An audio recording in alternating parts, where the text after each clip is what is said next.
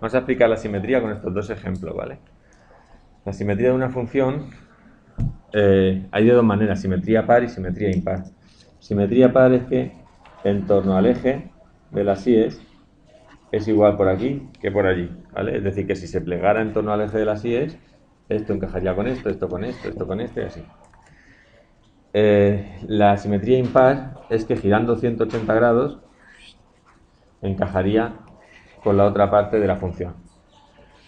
Pero ¿cómo se sabe si hay simetría par o simetría impar? Pues vamos a coger de ejemplo estas dos funciones. Esta es la función x elevado a 4 menos 10x elevado a 2.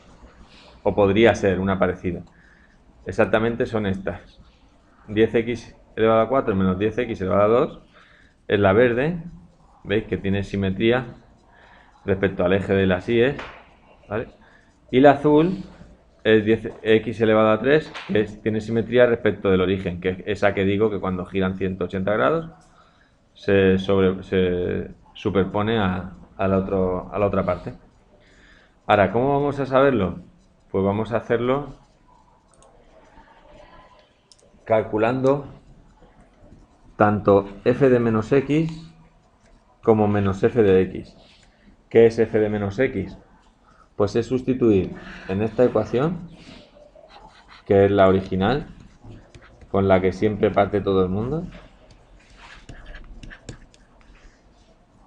Como queremos calcular f de menos x y esta es f de x, quiere decir que tenemos que poner un menos dentro de la x, ¿vale? O sea, sustituir la x por un menos. Para saber f de menos x, sustituimos la x por menos x.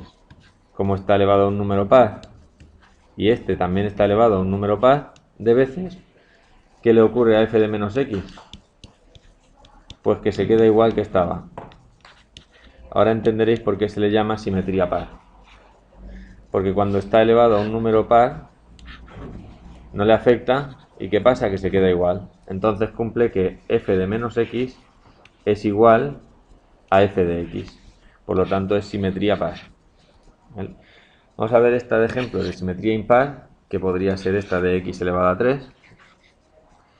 Bueno, también por salir de dudas podríamos calcular aquí menos f de x, ¿vale? A ver si va a tener simetría par y simetría impar también. Cosa que es imposible, creo yo.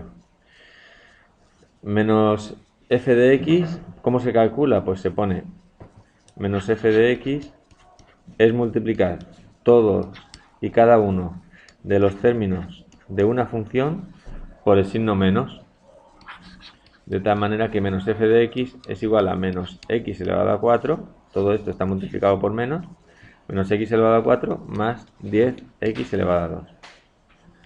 Evidentemente esto no es igual que esto, ¿no? Más bien todo lo contrario, opuesto. Así que, pues, esto no es igual a esto, no lo cumple y por lo tanto no es simetría impar. Como ya hemos visto, sí que era simetría par. Así que ya hemos hallado su simetría. Bueno, vamos a ver el x elevado a 3. F de x elevado a 3, o simetría impar, fijaos. Cuando yo lo sustituyo por menos x. Uy, espérate que he puesto aquí un elevado a 3. X elevado a 3. Cuando lo sustituyo por menos x, o sea, lo pongo en función de menos x elevado a 3. ¿Qué es lo que ocurre? Como se multiplica un número impar de veces, f de menos x es igual a menos x elevado a 3. Por lo tanto, esto y esto son diferentes. Por lo tanto, esto de aquí no se cumple. Y no es par. Vamos a ver si tiene simetría impar, porque puede no tener ningún tipo de simetría. Calculamos menos f de x. Y menos f de x, como es multiplicar el menos por toda la función, que en este caso solo está eso, se queda en menos x elevado a 3. Entonces menos f de x es igual a f de menos x. F de menos x es igual a menos f de x. Por lo tanto tiene simetría impar. A diferencia de otro que es f de x igual x al cuadrado más 1 entre x al cuadrado menos 1. Vale, espérate, pauso esta.